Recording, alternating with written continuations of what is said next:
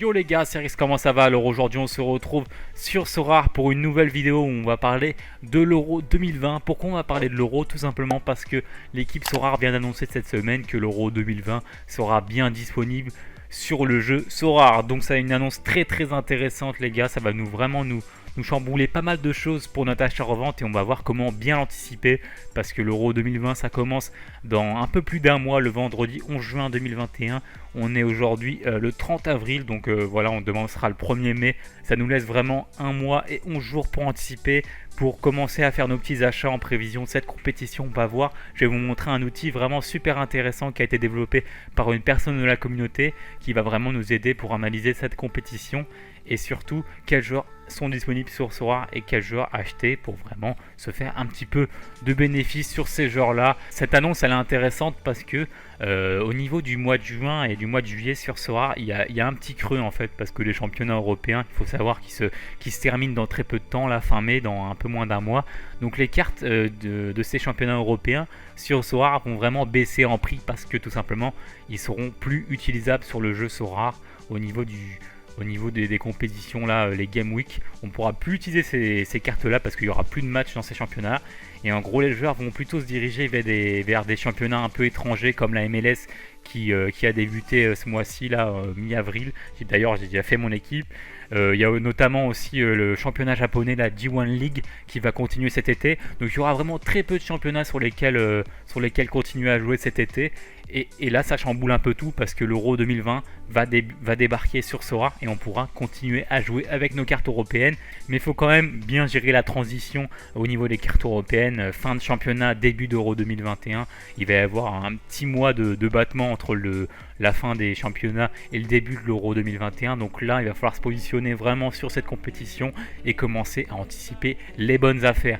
Donc on va partir au niveau de l'analyse des groupes pour vous présenter un peu les groupes. Je vous les affiche là très rapidement. Il y a vraiment des groupes intéressants et je pense qu'ils sont tous très bien équilibrés. Je pense là l'Italie elle peut être embêtée par les autres équipes comme la Suisse, la Turquie, même le Pays de Galles. Pareil la Belgique, ça va être compliqué contre la Russie.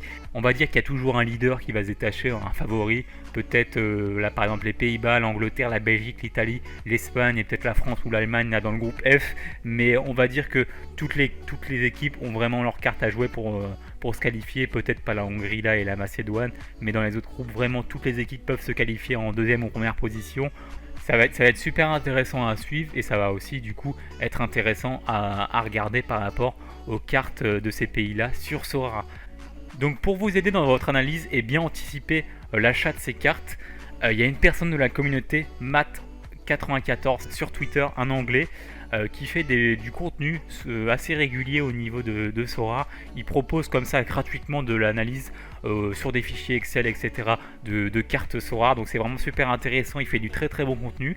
Et là récemment il a sorti ce petit fichier là pour l'Euro 2021, un fichier vraiment basé sur Sorare. En gros on va retrouver toutes les cartes qui sont disponibles par rapport aux nations et par rapport du coup à Sorare, parce qu'il faut savoir que tous les joueurs de l'Euro 2021 ne seront pas disponibles sur Sorare parce que tout simplement il y a une centaine de clubs qui sont licenciés sur le jeu aujourd'hui.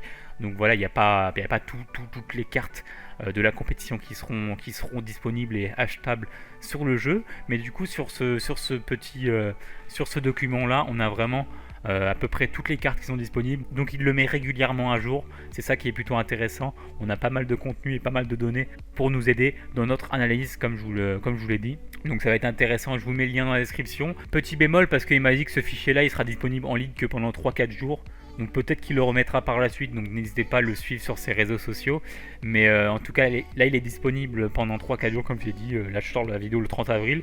Mais si le document est plus disponible par la suite, n'hésitez pas à mettre des petites pauses pendant que je passe les données. Comme ça vous pourrez faire pause et regarder peut-être plus attentivement les cartes qui vous intéressent. De toute façon on va analyser ça un petit peu plus en profondeur par la suite, mais ce fichier là du coup il se présente comme ça. Du coup il y a les pays là avec les cartes des joueurs qui sont disponibles sur Sorare. Il y a vraiment toutes les équipes, hein. C'est ça qui est intéressant. Hop, il y a pas mal de données du coup par la suite par la droite. Une donnée qui va être très intéressante, ça va être au niveau des appearances en anglais, donc titularisation pardon. Donc en gros on peut trier par nombre de titularisations des joueurs. Donc là on peut voir qu'en Italie au niveau des titularisations, c'est Leonardo Bonucci qui est le plus titulaire. Donc là, on peut se projeter, on peut se dire que Bonucci sera titulaire pour l'Euro 2021. Et ça va être très intéressant au niveau de notre achat-revente. Déjà, on peut se dire que c'est une carte qui sera titulaire et qui va prendre de la valeur. Donc aujourd'hui, elle a 0,090 en termes de valeur. Donc c'est pas énorme pour un titulaire. Et on peut voir qu'en plus, l'Italie sont dans un groupe un peu relevé, mais on va dire qu'en termes de niveau, c'est équilibré. Donc il y a vraiment beaucoup de chances que l'Italie, je pense, sorte des poules. Peut-être pas en première position, c'est vraiment il chie 1 ou 2 matchs. Mais je pense que ça va se qualifier l'Italie. Donc là, au niveau de ce pays, ça peut être intéressant de se positionner sur des cartes. Je pense que l'Italie, ça va au moins passer les poules et peut-être 8e voire quart s'il tombe sur un tirage assez favorable par la suite. Donc voilà, l'Italie, c'est intéressant. Donc voilà, après il y a pas mal d'autres données intéressantes sur ce fichier là, comme MPG, c'est les minutes per game, donc les minutes par match. Donc là on peut voir que Bonucci il joue en moyenne 78 minutes, donc quasiment l'intégralité des matchs. Ensuite par la droite on a des données plutôt ciblées par rapport à Sora et par rapport aux performances réelles du joueur. Donc là on est sur L15 average, donc en gros les 15 derniers matchs, sa moyenne sur les 15 derniers matchs. Donc là on peut voir qu'il a 43 de moyenne, là c'est sur les 5 derniers matchs, donc il a 44 de moyenne. Ensuite on a des données par rapport au prix du marché sur Sora, donc là on a le prix mensuel de la carte sur le jeu, donc 0,100. On peut voir que là ça c'est le prix auquel on peut le retrouver actuellement le moins cher. Donc là elle est à 0,090, donc elle a un peu baissé de 10 points. Donc c'est intéressant à suivre. Donc voilà, je passe un peu les cartes. Si vous voulez mettre pause pour analyser un petit peu plus en profondeur, ça peut être intéressant. Tac, je passe. Voilà pour ce petit fichier. Il y a une deuxième page du coup. Il y a une deuxième page qui est disponible. Donc là, ça va être vraiment une analyse un petit peu plus en profondeur sur un joueur. Donc là, on peut voir par exemple si je choisis Dragovic. Hop, donc vous faites défiler comme ça et vous choisissez le joueur que vous voulez. Donc si je choisis Dragovic, on a pas mal d'infos au niveau du coup de ses performances, ses titularisations. Là du coup c'est au niveau de ses stats durant les matchs qu'il a joué. Donc là on peut voir Dragovic, il a joué 10 matchs, il a eu deux cartons jaunes, une assist et il a joué 848 minutes. Donc voilà, c'est des données plutôt intéressantes à avoir. Si je prends un attaquant par exemple Immobilier, tac, on peut voir qu'il a joué que 4 matchs. Il a fait 3 buts en 4 matchs et 2 assists, donc il est plutôt décisif. Et ça se ressent au niveau des notes, hein, il a 53 et 50, donc c'est plutôt intéressant. Mais après Immobilier, ça coûte assez cher, donc voilà. Donc c'est un outil plutôt intéressant, comme je l'ai dit, pour analyser un petit peu plus en profondeur un joueur. Donc c'est intéressant. Donc voilà, vous avez juste à cliquer sur la deuxième page et vous choisissez le joueur comme j'ai dit. Donc voilà, pour finir cette vidéo les gars, je vais vous montrer une petite shortlist que j'ai choisi, quelques joueurs qui me semblent intéressants à analyser et plutôt à suivre, je pense, le prix sur les jours qui vont suivre. C'est mon avis personnel, hein. Il y a peut-être des joueurs qui ne vont pas jouer pendant l'Euro. Bon, j'ai pris des titulaires, donc normalement il n'y a pas trop de risques. Mais je pense que c'est des joueurs plutôt intéressants pour la compétition. Donc Vermaelen, donc normalement lui, il va un peu jouer avec la Belgique. Et il faut savoir que lui, il n'est pas du tout titulaire en ce moment. Et lui, il joue en ligue japonaise en plus, parce qu'il est un peu en fin de carrière, il a 35 ans. Donc il est vraiment pas cher, je crois qu'il coûte à peu près 0,20 ou 0,15, un truc comme ça. Enfin 0,020 pardon. Donc c'est vraiment pas cher. Et s'il commence à jouer avec la Belgique, il va vraiment prendre en valeur.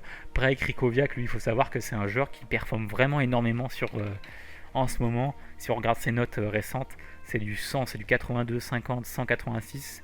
Et il faut savoir qu'en ce moment, il commence un petit peu à baisser. Il est à 0,200, 220. Je pense qu'il va continuer à baisser parce que le championnat russe va se terminer un peu dans très peu de temps. Donc je pense que là, s'il passe en dessous de la barre des 150, ça va être intéressant parce que Krikoviak, c'est un joueur qui est titulaire tout le temps pratiquement en équipe de Pologne. C'est vraiment un des leaders de l'équipe. Donc là, pourquoi pas. En plus, la Pologne, ils ont un groupe assez intéressant. Il y a l'Espagne qui est vraiment leader et je pense que là, ça va être compliqué d'aller les chercher. Mais après la Suède et la Slovaquie, je pense que la Pologne peut faire quelque chose s'ils ont un grand Lewandowski, un grand Arkadiusz Milik. Je pense que ça peut dépasser les poules en tout cas. Donc voilà, Krikoviak intéressant. Pareil, Dejan Lovren. Pour la Croatie, ça peut être intéressant. C'est titulaire normalement. Perisic, pareil. Croatie, c'est un des leaders de l'équipe. Il performe pas mal en plus quand il est en équipe nationale. En plus, il faut savoir que lui, il joue pas trop souvent avec l'Inter. Donc voilà, on peut voir que là, les derniers matchs, il n'avait pas joué. Là, il commence un peu à revenir. Hop, si je regarde prix croissant, il est à 90 en ce moment. Donc je pense que là, ça peut être un joueur intéressant. Parce qu'en plus, il joue plutôt offensivement. C'est un joueur qui a des plutôt bonnes stats en équipe nationale. Donc voilà, à suivre. Donc là, Shaun, c'est pareil. C'est un Danois, je crois, plutôt intéressant. Il a des notes assez intéressantes en niveau de 50 de moyenne. Donc pareil, c'est intéressant. Et ça sera titulaire. Donc à regarder. Daniel Vaz, pareil, un peu même analyse que Shaun. C'est pas trop cher et ça va performer, je pense. Olsson, pareil, pour l'équipe de la Suède. Tac, Christopher Olsson. Lui, il joue à Krasnodar, donc ça coûte vraiment pas cher Krasnodar. C'est 0,40 et normalement, lui sera titulaire avec la Suède au niveau du milieu de terrain. Donc pareil, à regarder un petit peu plus en profondeur et à suivre les prix durant les prochains jours. Berg, pareil, ça sera titulaire, je pense. Et Dragovic, je crois que lui c'est en Autriche qu'il joue, si je dis pas de bêtises. Voilà, lui il est autrichien et il est défenseur, il est titulaire en équipe d'Autriche et en ce moment il coûte pas trop cher parce que la Bundesliga va bientôt se terminer, il a 0,034, donc voilà, je vous ai trouvé vraiment 9 joueurs qui sont vraiment pour moi très intéressants. N'hésitez pas à faire votre propre analyse les gars, je vous mets le lien du fichier dans la description. Mais en tout cas je pense que c'est vraiment le moment pour se lancer. Sur cette analyse de l'Euro 2021, il va vraiment y avoir des petites affaires à prendre et à saisir. Là, les prix sont en train de chuter gentiment. Je pense qu'il faut commencer à analyser, comme je l'ai dit, et à se positionner dessus. Donc voilà les gars pour cette vidéo sur l'Euro 2021, sur Sorare. Ça va être très intéressant à suivre. J'ai hâte vraiment que ça commence à être une belle compétition, je pense. D'ailleurs, ça m'intéresse. N'hésitez pas à donner dans vos commentaires vos favoris pour cette compétition. Qui selon vous va déjà passer les poules et ensuite aller loin, peut-être la surprise de la compétition et l'équipe qui va la remporter. Ça peut être intéressant à voir les avis des différentes personnes. Donc voilà pour cette petite vidéo. N'hésitez pas à mettre votre petit pouce bleu pour me soutenir de mon travail et par rapport au contenu que je vous propose. J'essaie de vraiment faire des vidéos assez régulièrement sur l'achat-revente sur Sorare. J'ai l'impression que ça vous plaît. En tout cas, j'ai pas mal de retours positifs, donc c'est plutôt cool. Je vous en remercie. On se retrouve très bientôt pour une nouvelle vidéo. Les gars, prenez soin de vous. Bye bye.